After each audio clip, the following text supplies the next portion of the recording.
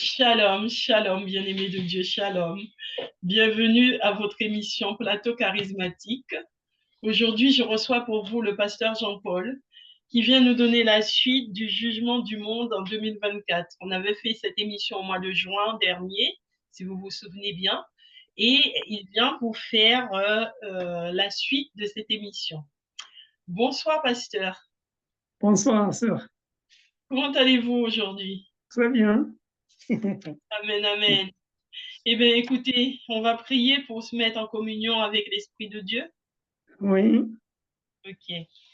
Père éternel et tout-puissant, nous te confions ce moment, Seigneur.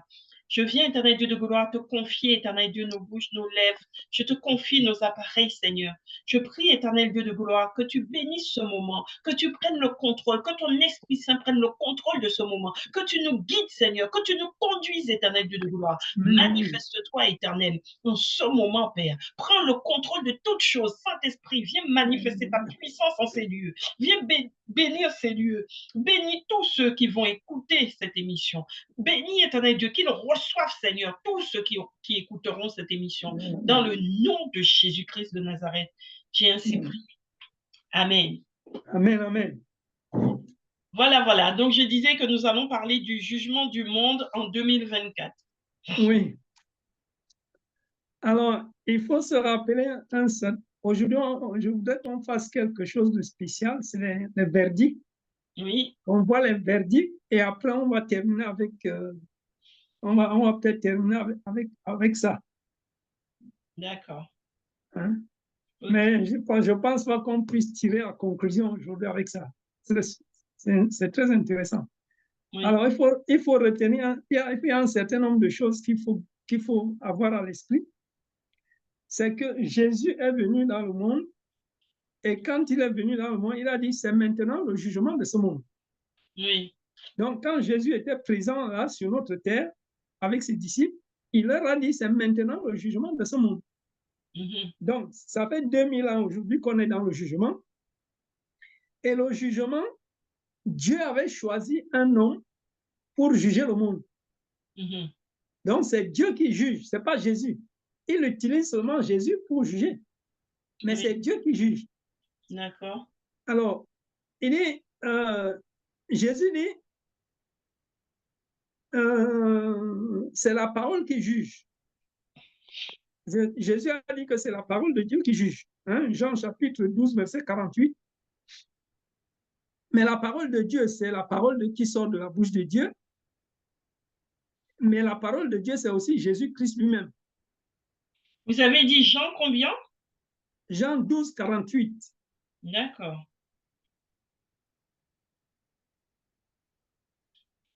Ok. Hein? C'est bien marqué, hein? C'est la parole qui juge. Amen, amen. Oui. Et ensuite, on voit dans Hébreu chapitre 4, verset 12, que c'est la parole, quand elle va dans le cœur, elle juge les pensées et les sentiments. Alors, ça, c'est la parole. Mais quand on regarde aussi Apocalypse 19, verset 11, on voit que là, c'est le Seigneur qui juge. Parce qu'il s'appelle la parole de Dieu. Oui. Donc, il y a ici deux choses. Il y a le Seigneur et il y a la parole de Dieu qui juge. Et Dieu se sert des deux. Voilà. Donc, il faut bien comprendre cela. Ensuite, l'apôtre Pierre disait que le jugement commence par la maison de Dieu. La maison de Dieu, c'est l'Église. L'Église n'existait pas avant. Et s'il fallait attendre que l'Église arrive pour commencer à juger, ça devait commencer au 1er siècle. Or, le jugement avait commencé avant. Et le jugement avait commencé dans la maison de Dieu. La maison de Dieu est dans le ciel. Donc, ça a commencé dans le ciel avec les enfants de Dieu. Ça, c'est le psaume 82. Alors, dans le psaume 82, il nous a dit ceci.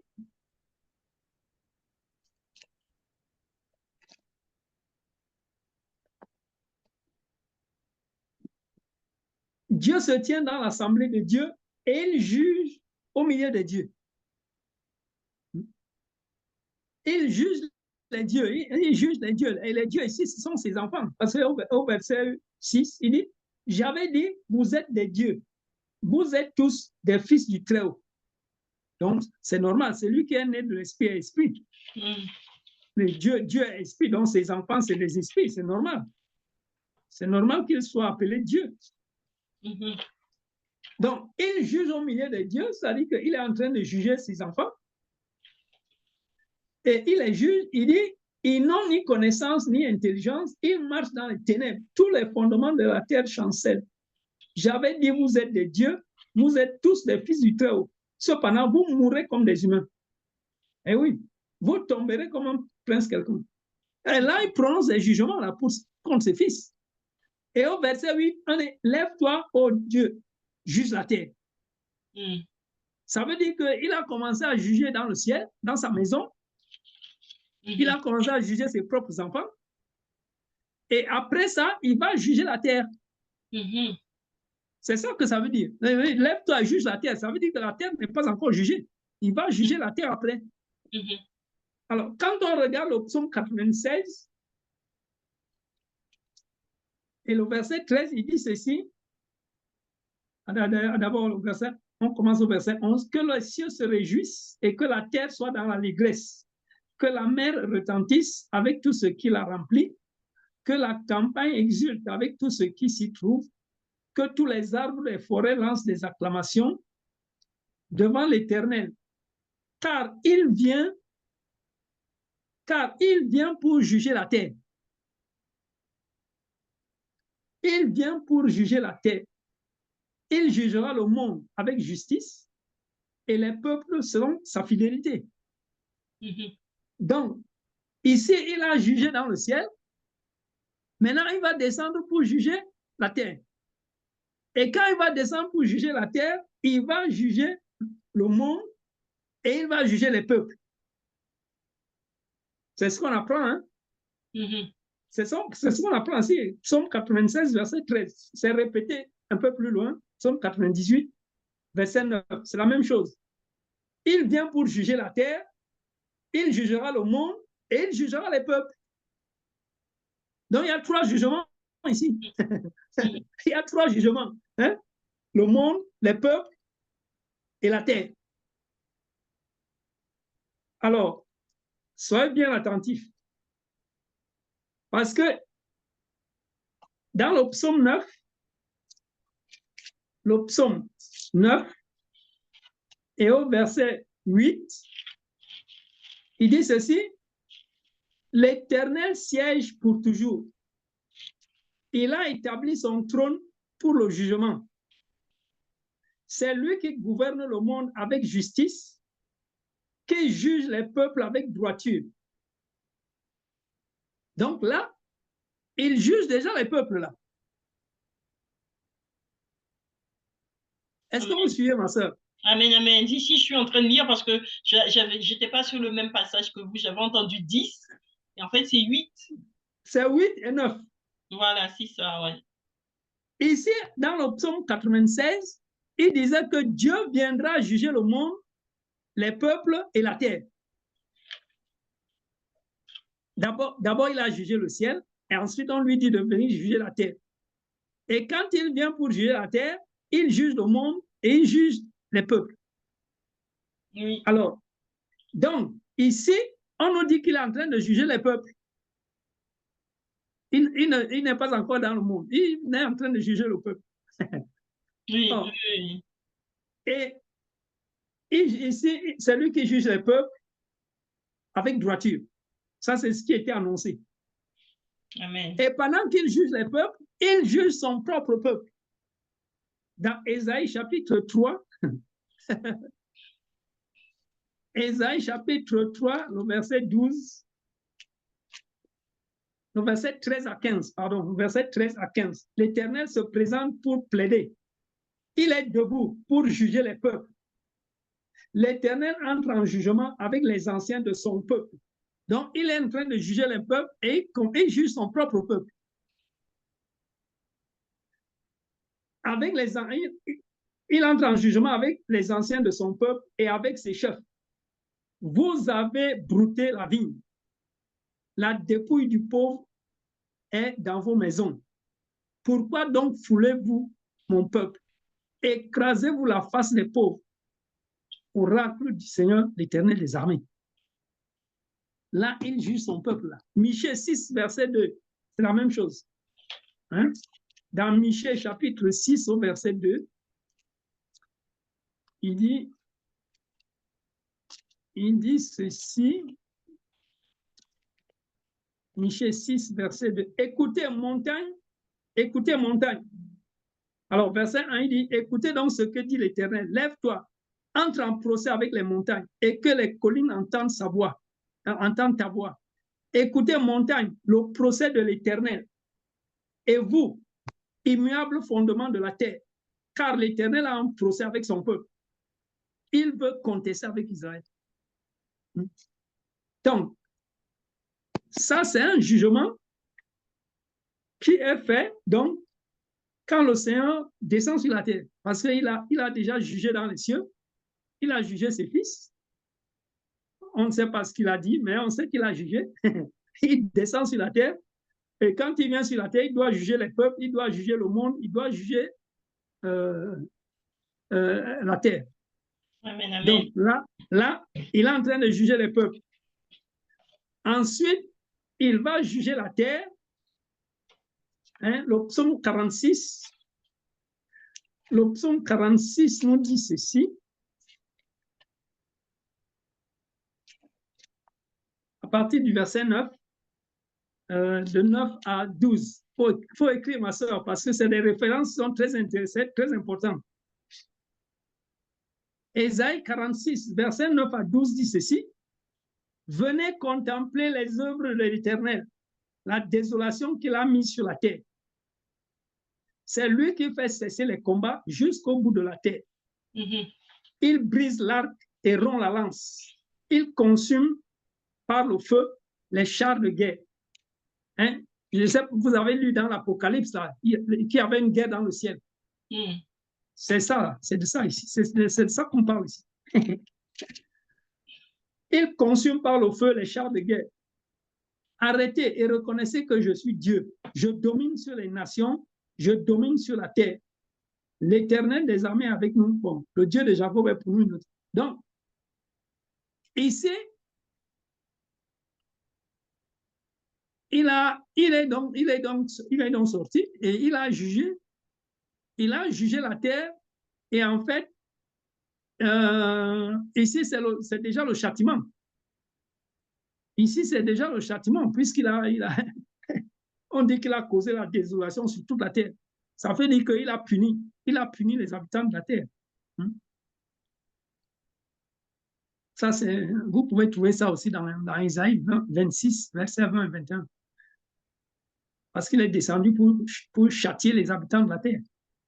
Donc, il a causé la désolation sur toute la terre parce qu'il a puni tous les hommes.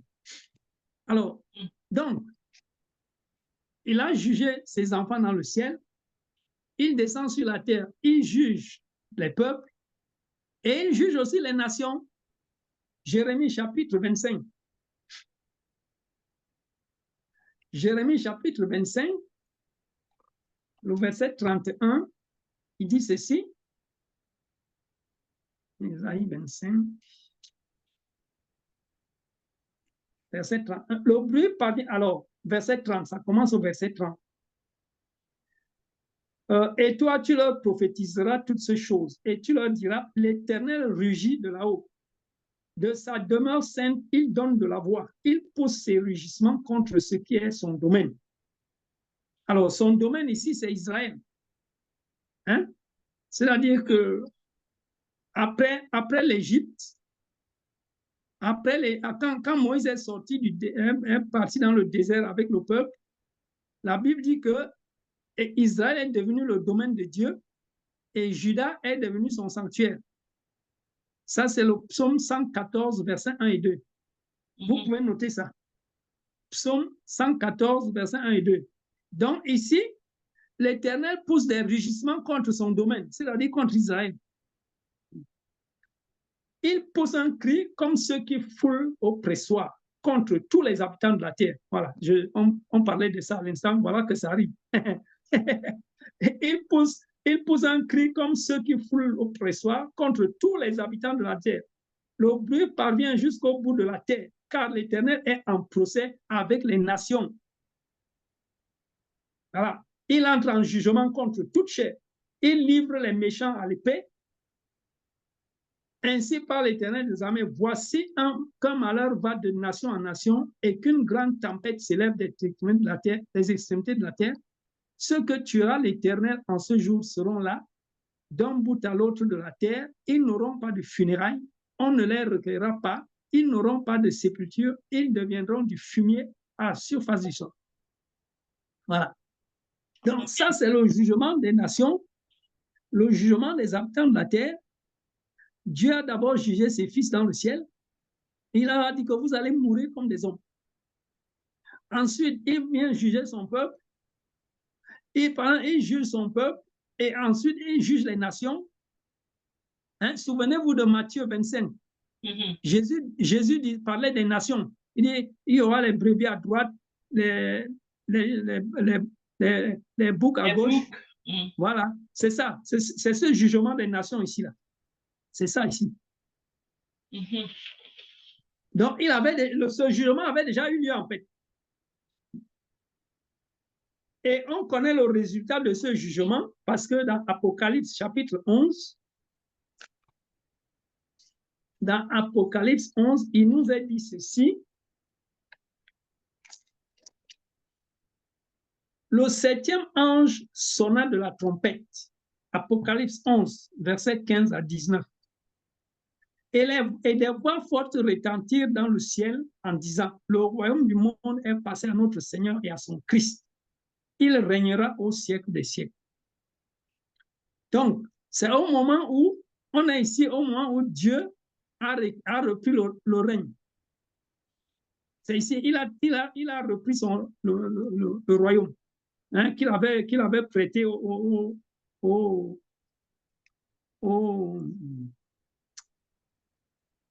bêtes, hein, parce que on avait le dragon qui avait des royaumes, il y avait la bête qui a été dans la mer, qui avait des royaumes. Donc, Dieu reprend le royaume du monde et il établit son règne. Donc, voilà ce qui se passe. Les 24 anciens qui étaient assis devant Dieu sur leur trône tombèrent la face contre terre et adorèrent Dieu en disant, nous te rendons grâce, Seigneur Dieu Tout-Puissant, qui est et qui était, d'avoir saisi ta grande puissance et d'avoir établi ton règne. Oui, parce qu'il fallait mettre fin au règne au règne du dragon et au règne de la bête. Et c'est ce que Dieu a fait. Il a donc repris les choses lui-même. Et ici au verset 15, il dit, le royaume du monde est passé à notre Seigneur et à son Christ. Il régnera au siècle des siècles. C'est Dieu qui régnera au siècle des siècles. Amen. Et on va voir que au chapitre 12, il va régner et son Christ va être avec lui. Ils vont régner à deux. Et c'est ce qui se passe aujourd'hui. On a Dieu qui règne, il y a Christ qui exerce l'autorité de son Père, et puis il y a le Saint-Esprit qui est à l'œuvre dans le monde. Les trois personnes, c'est comme ça que ça se passe aujourd'hui. Dieu règne, le Seigneur Jésus exerce l'autorité de son Père, parce que son Père ne va pas descendre sur la terre pour faire les choses. C'est Jésus-Christ qui est là, qui exerce l'autorité de Papa. Et le Saint-Esprit, lui, il est en nous. Et c'est lui qui nous transforme en l'image de Christ. Voilà. Et donc, ici dans Apocalypse 11, le verset 18, il dit, les nations s'étaient irritées, ta colère est venue, ainsi que le temps de juger les morts, de récompenser tes serviteurs, les prophètes, les saints et ceux qui craignent ton nom, les petits et les grands, et de détruire ceux qui détruisent la terre. Donc, voilà le jugement des nations. le jugement des nations était, et donc Dieu a jugé les peuples, parmi lesquels son propre peuple. Il a jugé les nations. Et c'était au moment où il a rétabli son règne. Ce n'est pas en 2024. C'est quand Dieu a établi son règne. Et c'est au même moment qu'il avait choisi quelqu'un par lequel il va juger le monde. Donc, il a jugé donc, dans le ciel ses fils. Ensuite, il a jugé les peuples. Il a jugé les nations. Il a jugé la terre. Et en fin de compte, il va juger le monde. Est-ce que vous comprenez, ma soeur? Amen, amen. Ça dit qu'il devait juger la terre, le monde et les peuples. Après avoir jugé ses fils dans le ciel. Donc, il est venu, donc, il a jugé la terre, il a jugé les peuples, il a jugé les nations, et il reste à juger le monde. Et c'est ce que Jésus est venu faire. Voilà. Et donc, Jésus le fait donc depuis 2000 ans. Et il se sert de la parole de Dieu. Donc, ça, c'est des choses qu'il faut comprendre. Et maintenant, donc, il juge, le jugement se passe par le feu. Hein? Moi, pour moi, le feu, ça ne veut pas dire le feu physique, c'est le feu spirituel, c'est-à-dire la parole de Dieu qui brûle comme un feu. Donc, c'est ce feu-là qui est en train de brûler, que Dieu a allumé dans le ciel et que Jésus est venu allumer sur la terre, sachant que le feu qui est allumé dans le ciel, c'est un feu éternel, et le feu que Jésus a mis sur la terre, c'est un feu éternel aussi. Ça, il faut le savoir. Amen. Alors, donc, le jugement, il y a le jugement, et ensuite, le jugement est suivi du châtiment. C'est-à-dire, on juge d'abord, c'est comme le tribunal des hommes. Hein. Quand tu vas au tribunal, on prononce un verdict, et puis on exécute la sentence après. Dieu fait exactement pareil. Et donc, sauf que Dieu, quand il a pris le verdict, on va voir les verdicts là. Et quand il les a pris, on n'a pas puni les gens tout de suite. On les a jugés, mais on ne les a pas punis tout de suite. On les a d'abord mis en prison. Et après, on les a sortis de prison. Et là, on les a châtiés. Et avant de les châtier, on leur a fait boire la coupe qui les a rendus ivres. Hein? Ça, on trouve ça dans Jérémie 25. Ça veut dire que, en quelque sorte, ça veut dire que le jugement est là par rapport à la parole, mais vu qu'il n'y a pas encore l'application de la punition, donc les hommes, ils sont pas conscients qu'ils sont déjà jugés. Oui, c'est ça, oui. Oui. Il y a ça, mais il y a aussi le fait que Dieu a introduit la coupe. C'est-à-dire qu'entre le jugement et le châtiment, il y a la coupe. Hein? Il y a la coupe dans Jérémie 25. Hein? Jérémie 25. Je vais en dire deux mots. Jérémie 25. Donc, car ainsi, dans Jérémie 25, verset 15. Car ainsi m'a parlé l'Éternel, le Dieu d'Israël. Prends de ma main cette coupe remplie du vin de la fureur et fais-la boire à toutes les nations vers lesquelles je t'envoie. Qu'elles boivent, titubent et soient affolées à la vue de l'épée que j'envoie au milieu d'elles. Oui, et qu'elles boivent, titubent et soient affolées à la vue de l'épée que j'envoie au milieu d'elles. Donc, Dieu avait une coupe dans la main. Hein, ça, c'est le psaume 75 qui le dit. Et cette coupe, c'était Babylone. Hein, parce que Babylone est née à Sion. Et Babylone, c'était la coupe de la fureur de Dieu. Et donc, le moment venu, donc, il a pris cette coupe et il a fait boire à toutes les nations. Donc, ici, ça commence par Jérusalem, au verset 18 là, de Jérémie 25. Ça commence par Jérusalem et ça se termine au verset 26 par Sheshach. Sheshach, c'est Babylone la Grande. Donc, Jérusalem a bu, on le sait, c'est Ésaïe 51, verset 17. Il faut noter les références, ma soeur, parce que c'est très important. Ésaïe 51, verset 17, jusqu'à Ésaïe 52, verset 2. Ça, c'est Jérusalem qui a bu la coupe de l'Éternel. Et elle est devenue ivre. Et c'est elle qui était la première à boire la coupe. Parce que toujours au chapitre 25, au verset 29, l'Éternel dit, « Car voici, c'est par la ville sur laquelle mon nom est invoqué que j'inaugure le malheur. » Donc le malheur qui vient de Dieu a commencé par Jérusalem. Tout à l'heure, on parlait de la maison de Dieu. Que le jugement commence par la maison de Dieu, c'est ça. Ça a commencé par Jérusalem. Donc, Jérusalem a bu la coupe, elle est devenue ivre, et ensuite, toutes les nations qui ont bu la coupe, on les voit ici. Il y a l'Égypte qui a bu après, et ensuite, il y a le pays des Philistins, il y a les Moabites, il y a Tyr qui est venu aussi après, et ainsi de suite. Jusqu'à ce que Babylone, la grande, a bu la coupe la dernière. Et c'est très intéressant parce que au chapitre 16 de l'Apocalypse et au verset 19, il est dit ceci, la grande ville fut divisée en 3 parties.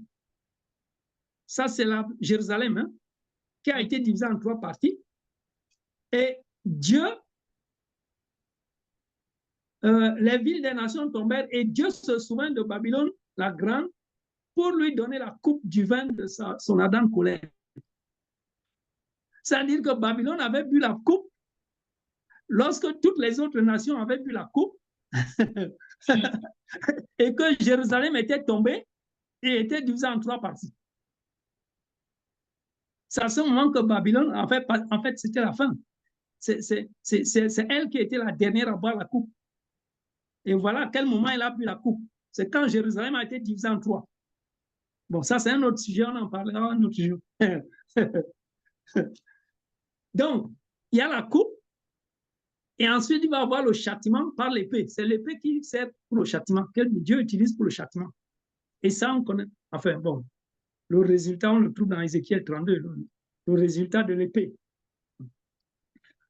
L'épée, c'est la guerre. C'est la guerre qu'il y a eu dans le ciel et puis qui a continué sur la terre. Hein? Si vous voulez suivre ça, il y a Apocalypse 12 qui parle de la guerre. Et ensuite, il y a Ésaïe 34, verset 1 à 15. Hein? La guerre dont on parle dans Apocalypse 12, c'est ça, Ésaïe 34, verset 1 à 15. Donc, ça s'est passé au ciel, ensuite c'est descendu sur la terre. L'épée de Dieu. Et la fin, c'est dans Ézéchiel 32. Donc, Apocalypse 12, Ésaïe 34, Ézéchiel 32. Alors, Ézéchiel, c'est tous les gens qui ont été tués dans cette guerre. Ils sont enterrés dans Ézéchiel 32. Donc, voilà. Donc, voilà le topo. Donc, je vais m'intéresser là au verdict. Je vais m'intéresser au verdict parce qu'ils sont très intéressants. C'est dans le livre Osée. Osée, chapitre 5. Osée, c'est après Daniel. Chapitre 5.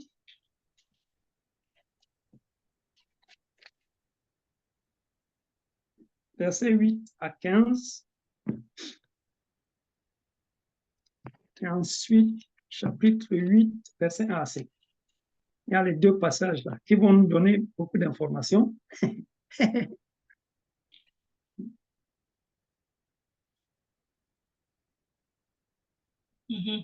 Alors, Osée 5, verset 8, il dit, sonnez du corps à Gibéa, de la trompette à Rama, poussez des clameurs à Beth-Aven, derrière toi, Benjamin.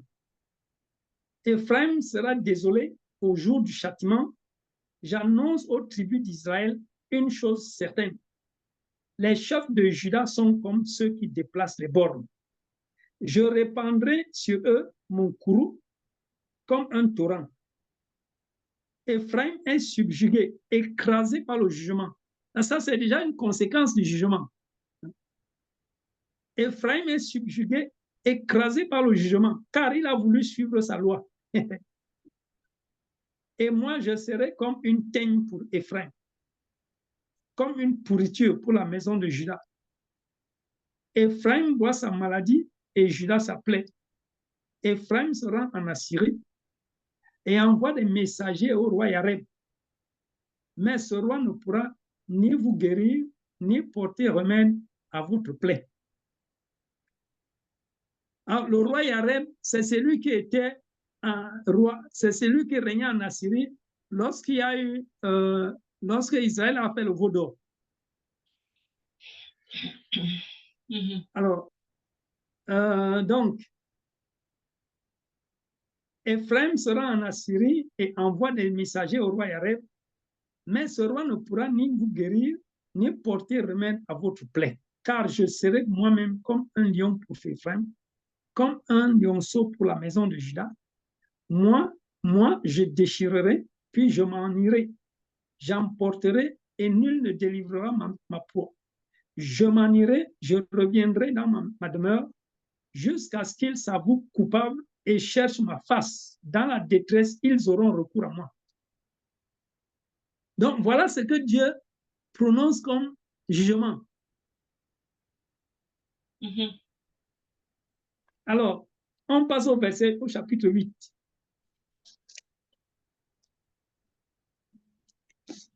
Chapitre 8, il dit ceci, le verset 1 à 7. Embouche le corps. L'ennemi fond comme un aigle sur la maison de l'Éternel. Parce qu'ils ont enfreint mon alliance, qu'ils ont été criminels à l'égard de ma loi. Voilà donc des gens, les enfants de Dieu qui n'ont pas obéi à sa loi et qui ont rompu l'alliance qu'il avait conclue avec eux. Et il dit, verset 2, ils crieront vers moi, mon Dieu, nous te connaissons, nous, Israël. Mais Israël a rejeté le bien. Un ennemi le poursuivra. Ils ont établi des rois sans mon ordre et des chefs à mon insu. Avec leur argent et leur or, ils se sont fabriqués des idoles. Ainsi, Israël sera retranché. Israël sera retranché.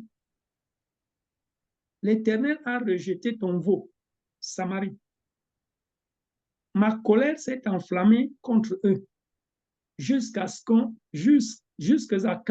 seront-ils incapables de parvenir à l'innocence? Car il provient d'Israël. Un artisan l'a fabriqué. Et ce n'est pas un Dieu. C'est pourquoi le veau de Samarie sera mis en pièces. Puisqu'ils ont semé du vent, ils moissonneront la tempête. Ils n'auront pas une tige de blé. Ce qui poussera ne donnera pas de farine. Et s'il y en avait, des étrangers engloutiraient. Voilà donc les verdicts que Dieu a prononcés. Et il y a beaucoup de choses là-dedans. Il y a beaucoup de choses là-dedans. Par exemple, ici, on parle de l'alliance. D'ailleurs, je reviens au chapitre 5.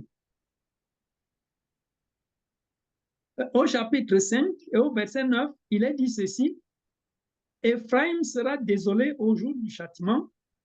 J'annonce aux tribus d'Israël une chose certaine. Alors, les tribus d'Israël, on sait ce que c'est. Ce sont les fils de Jacob. Les 12 tribus d'Israël, ce sont les fils de Jacob. Hein? Genèse chapitre 49. Notez les références, ma soeur, notez les références. Ça va vous aider. Genèse 49, versets 1 et 2 et le verset 28. Genèse 49, versets 1 et 2 et 28.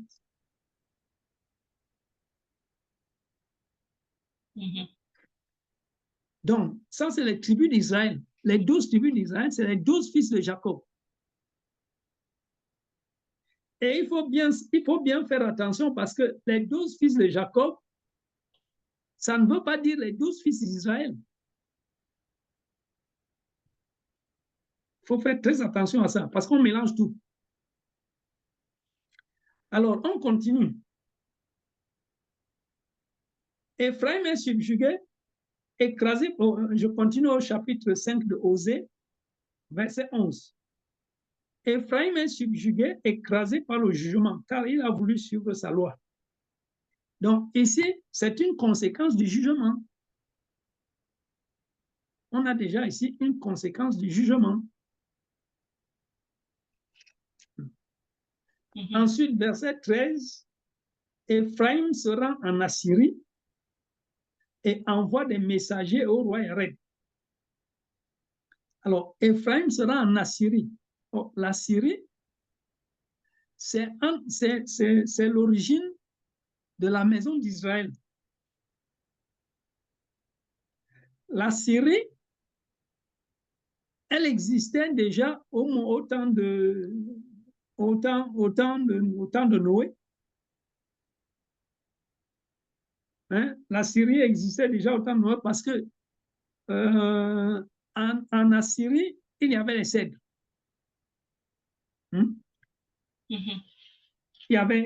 Dieu avait planté les cèdres. Et au Liban, non, ça c'est le Liban, et le Bazan, il avait planté les chênes. Hein? En fait, il y avait la forêt de Dieu ici.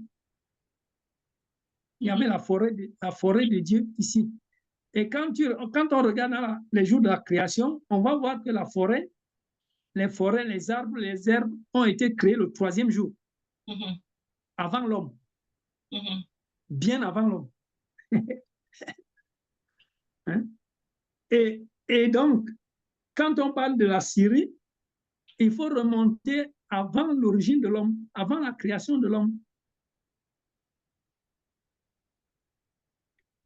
Et si donc la Syrie existait déjà avant l'homme, Éphraïm, c'est la même chose. Ça veut dire qu'Éphraïm aussi existait avant l'homme. Et en plus, la parole de Dieu nous dit qu'Éphraïm, c'est le fils premier-né de Dieu. Hein, ça, c'est Jérémie 31, verset 9. Éphraïm, c'est le fils premier-né de Dieu. Et il avait comme épouse Samarie. Samarie était la tête d'Éphraïm. Et Jérusalem était la tête de Juda. Donc, dans toutes ces histoires-là, dans toutes ces histoires de verdict et de jugement, Samarie était avec Éphraïm, Jérusalem était avec Juda. Voilà. Et c'est parce que Samarie s'est rebellée contre Dieu, Jérusalem s'est rebellée contre Dieu, et on sait ce que Sodome a fait, et elle a aussi été détruite. Donc, on sait ce qu'ils ont fait, et Dieu les a punis. D'ailleurs, d'abord, c'était Samarie d'abord, avec Éphraïm, ensuite Jérusalem avec Juda, et puis Samarie, et puis Sodome. Sodome, on sait que Sodome a été détruit au jour de au jour d'Abraham. Mais c'est parce que c'était 3 sœurs. 3 sœurs qui se sont révoltées contre Dieu et elles ont été châtiées. Bon, pas en même temps. Hein, pas en même temps. Chacune en son temps. Elles ont d'abord été jugées, ensuite châtiées avec leur mari. Voilà. Donc, voilà les verdicts. Il y a beaucoup de choses à dire là-dedans, mais on ne va pas rentrer dedans, sinon on n'en finira pas aujourd'hui. Mais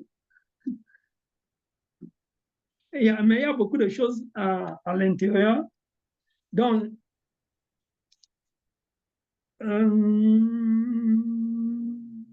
oui, on peut ajouter le chapitre 10. Il y a aussi quelques éléments là-dedans au chapitre 10 de Osée. On a encore combien de temps, ma soeur? Il nous reste encore 10 minutes. Ok, c'est bon alors, c'est bon. On a le temps de regarder le chapitre 10 de Osée. Amen. À partir du verset 5, il dit ceci. Les habitants de Samarie seront consternés au sujet des génisses de Beth-Aven. Le peuple mènera deuil sur l'idole et les prêtres qui la servent trembleront pour elle, pour sa gloire qui s'en va du milieu d'eux. Elle sera offerte à l'Assyrie en présent au roi Yared.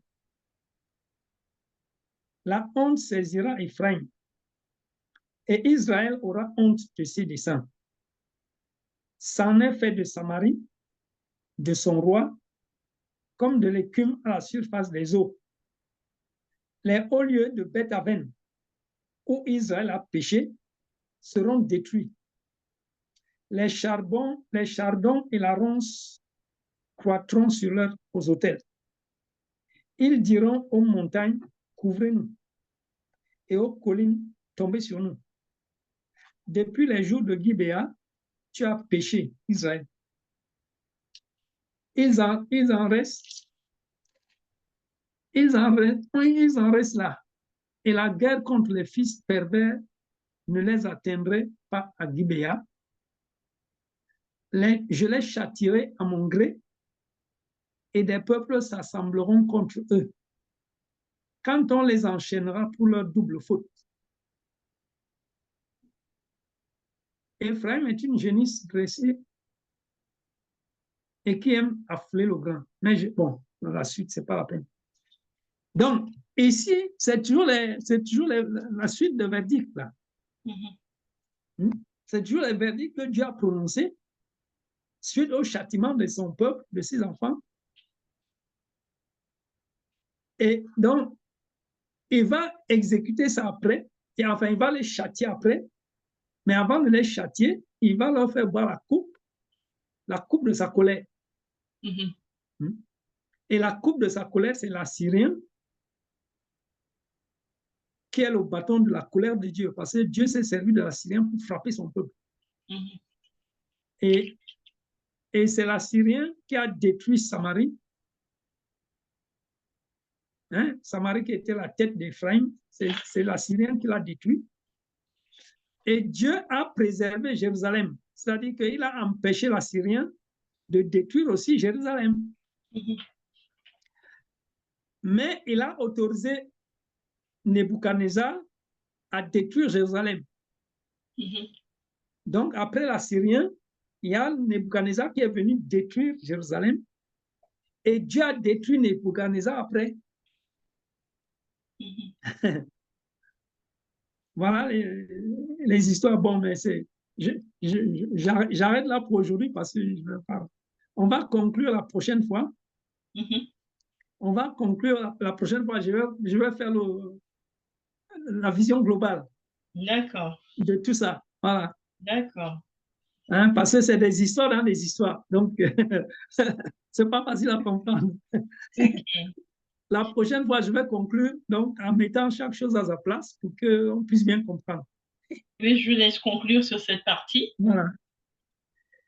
Je vous laisse apporter la conclusion sur cette partie. Oui, en fait, cette partie, c'est surtout les verdicts. Ce que Dieu a dit après, parce qu'on voit les jugements, par exemple, le psaume 82, lorsqu'il juge ses enfants, il dit ce qu'ils ont fait dans le psaume 82. Maintenant, quand il juge les peuples, quand il juge les nations, quand il juge le monde, les choses sont dispersées, donc il faut les réunir et puis pour qu'on comprenne bien, quoi. Et donc, c'est ça, c'est pour ça qu'aujourd'hui, j'ai passé en revue les verdicts, les différents verdicts. Et la prochaine fois, on va conclure sur tout le jugement du monde. Voilà. Amen, amen. Eh bien, je vous laisse faire la conclusion sur le verdict. Plutôt prier. Pour le verdict, mais on a vu que c'est... Il y a Ephraim. Donc, on remonte ici au commencement du peuple de Dieu parce que Ephraim, c'est le peuple premier-né de Dieu. C'est-à-dire que Dieu avait choisi Ephraim, avait choisi Jacob. Parmi tous les peuples, il avait choisi Jacob. Hein, c'est écrit dans Deutéronome 32. Et le premier enfant de ce peuple, c'est Ephraim. Et Ephraim est donc tombé amoureux de Samarie, qui était la première fille d'un Amoréen et d'un Étienne, d'une femme Étienne. Hein? C'est-à-dire au pays de Canaan. Donc Ephraim s'est lié avec Samarie. Et on parle du crime de Jacob, c'est-à-dire que ça a été un crime de la part de Jacob, c'est-à-dire du peuple de Dieu. Et donc Dieu a choisi l'Assyrien pour détruire ce peuple-là. Cet Ephraim et cette Samarie qui s'étaient rebellés contre Dieu parce qu'ils l'ont abandonné. Et Samarie a entraîné Ephraim à abandonner Dieu et à abandonner la loi de Dieu. Voilà. Donc, il a détruit. L'Assyrien a détruit Samarie et a détruit Ephraim aussi. Parce qu'on dit que Ephraim est mort à cause de Baal. Hein, le veau d'or qu'ils avaient fait là, avec Aaron. Avec Aaron. Donc, c'était ça. C'était Ephraim, ce peuple-là, qui a été détruit avec Samarie. Mais Dieu a protégé Jérusalem pour qu'elle ne soit pas détruite. Et comme elle a continué dans la rébellion, elle a aussi été châtiée après par le roi de Babylone. Dieu a autorisé le roi de Babylone à la détruire aussi. D'accord. Et on sait qu'après ça, il y a aussi Sodome qui a été détruite après par Dieu. Hein? Les trois sœurs ont été détruites. Bon, mais ça, ce n'est pas le propos aujourd'hui. On s'arrête juste à Ephraim, là, le verdict qui est tombé sur Ephraim. Et puis, après, pendant que Dieu jugeait les peuples, il a jugé aussi les nations. Il avait déjà auparavant jugé ses fils. Et après, maintenant, Jésus viendra pour juger le monde, parce que c'est le monde qui est jugé en dernier. C'est le monde qui est jugé en dernier. Et nous y sommes aujourd'hui. Hein. Ceux qui croient ne sont pas jugés, mais ceux qui ne croient pas, ils sont jugés. Ça, j'en ai parlé déjà la dernière fois. Ok. Eh bien, écoutez, on va conclure. Hein. On va conclure. Ah oui, on n'arrive pas au terme de notre émission. Ouais. Je vais vous demander de prier pour nos téléspectateurs avant de conclure. Seigneur, nous te bénissons et te rendons grâce, Père, pour toutes choses. Toi qui veux que la vérité soit au fond du cœur, toi qui veux que tous les hommes soient sauvés, parviennent à la connaissance de la vérité. Seigneur, nous prions de nous faire connaître la vérité parce que c'est elle qui nous libère, Seigneur. Oui, nous voulons connaître la vérité pour que nous soyons libérés, Seigneur, libérés de l'esclavage du diable et libérés du mensonge. Seigneur, s'il te plaît, au nom puissant de Jésus. Merci pour les choses que tu nous as déjà enseignées, Papa. Et nous prions pour la suite, Père éternel, que tu disposes nos cœurs à recevoir, Seigneur, que tu ouvres notre intelligence pour que nous puissions comprendre, car tu as dit que à la fin des temps, Seigneur, la connaissance augmentera. Nous te bénissons, Père, nous te disons merci encore, Papa, pour tout ce que tu fais pour nous chaque jour, afin que nous puissions avoir la vie éternelle avec toi, Seigneur, dans ton ciel de gloire. Merci encore pour cette technique que tu nous as enseignée et qui nous permet d'échanger même à distance, Seigneur, et de nous instruire les uns les autres. Père, merci encore pour la disponibilité que tu donnes à chacun de nous pour pouvoir te servir, Seigneur, être ouvrier avec toi. Parce que nous savons que nous ne pouvons rien faire. Mais c'est toi qui fais tout, Seigneur. C'est toi qui nous utilise. Et par ta puissance qui agit en nous, Seigneur, tu peux faire infiniment au-delà de ce que nous pensons et demandons. Papa, que toute la gloire soit pour toi, notre Dieu. Au nom de Jésus, j'ai prié. Amen et Amen. Amen. Amen. Eh bien, je vous remercie, Pasteur Jean-Paul. Merci à tous nos téléspectateurs de nous avoir suivis. Et je vous dis à très bientôt. À bientôt, Pasteur. À bientôt, ma sœur. Bon week-end. Amen, à vous aussi. Merci. Oui, merci.